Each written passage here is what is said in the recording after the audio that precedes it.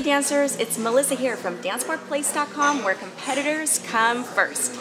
And I'm really excited about this interview that we have today because it's a little different than some of the other interviews we've done, because I have a special guest today that is not part of the ballroom industry. So let me tell you about my guest. His name is Jeff T Osborne.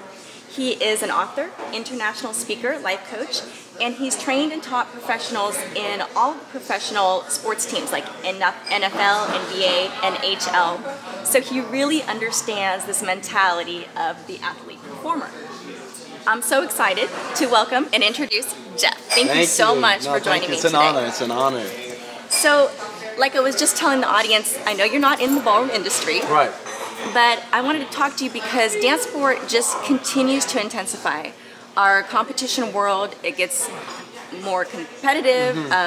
The training gets harder. We're doing more mental training.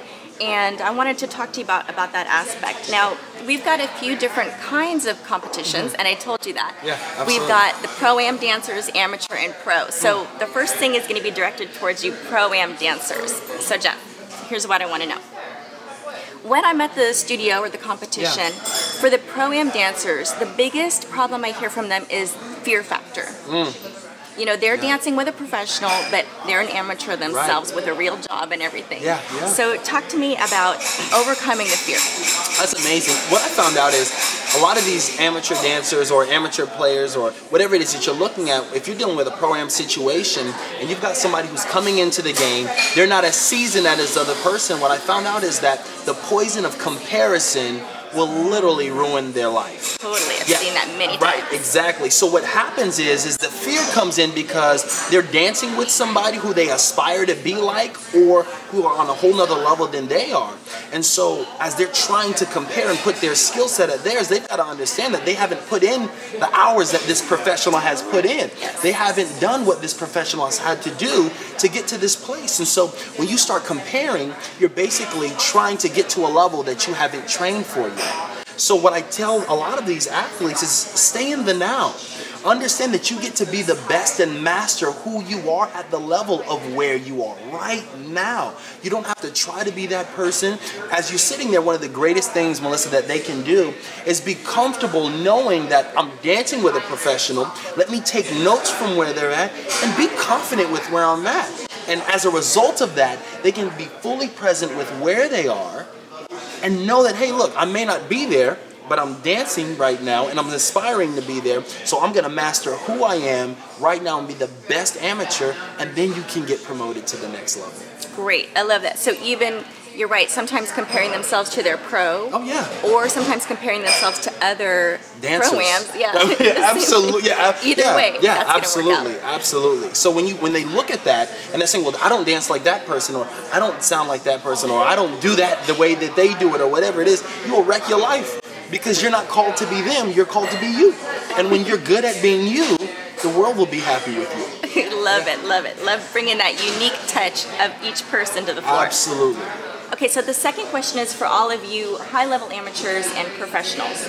Now, I see this a lot, especially in the professional ranks. For them, what I wanted to talk to you about was they can't separate themselves from the dance. Their life is dance, their friends are dance, everything, even their partner, you know, it's all one thing.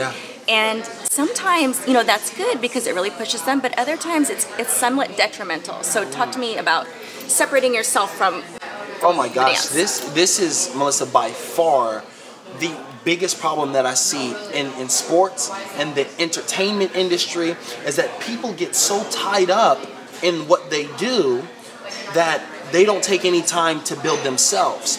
And what I mean by that is, in the sense of dancing, is that you put in all these hours, you become the best dancer in the world, you've won these competitions, but then when you retire or you decide that I don't want to dance, you're so tied up in dancing that you haven't built any other area up. You haven't spent the time in your marriages. You haven't spent the time with your children. And so what I find is that when they get so tied up in what they do rather than who they are, their marriages fall apart. And so the greatest gift that I can say today, what I can give them to take with themselves is that you dance. You are not dance. That's huge. I want them to know the difference. You dance, but you are not dance. You are an individual who has a family, who may have a marriage. You have different things like that. And so you need to take the time to pour into your marriage, because after dance is done, they need to figure out why they're doing what they're doing in life. Who are they, and what do they want to give to the world? Because it doesn't stop when dance stops. That's just the beginning of a new life. Oh, I love how you said that. It's the beginning of a new life. Absolutely. And I'm sure it's true when you're working with these professional athletes. It's just like us dancers. We've got kind of like an expiration. You know, we can only go so long. And then there has to be that transition. It has to move on. Absolutely. And if you don't put the time in, and I say you deposit different things into different accounts in life. So you've got to deposit into your marriage, you got to deposit into your relationships, deposit into your children, because when time comes and you need to make withdrawals after dancing is done, you can't have all your funds in dancing and having it nowhere else. Yeah. I love that. Okay, I needed to hear that too. Yeah, we all do, trust me. Okay, so the last one I want to talk about, we've got a team in dancing. We've got a team of 2.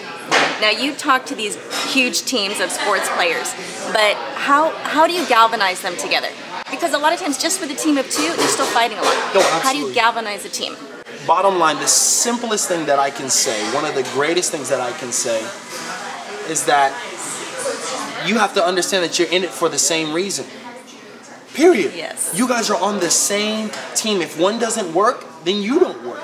And vice versa. So I want them to understand, and what I get them to understand is that we're one.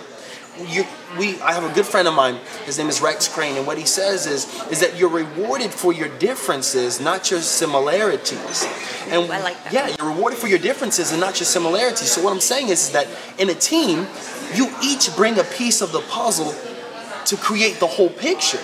And so when you're dealing with the 2 teams, they have to understand is that not one person has all of the truth. One holds a piece of the truth, the other holds a piece of the truth, and when they bring it together, they create the truth. Oh, I love that. That's how life works. That's how marriage works. That's how businesses work.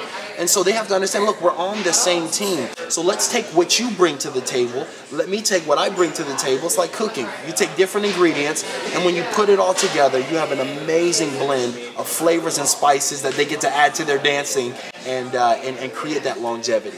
I really like your analogy there too, because just when you said it, I think about my favorite couples, you know, the top couples in the world. Absolutely. And that's what you love about them. You love about their individual qualities that make that partnership together. That's it. Beautiful. That's it. Thank you so much for It's an joining honor. us, Jeff. Thank you. It was really fun to have you. Dancers out there, I hope that you take this little bit of a different twist, add it to your dancing, and I wish you all the success. I'll see you at DanceSport Place.com.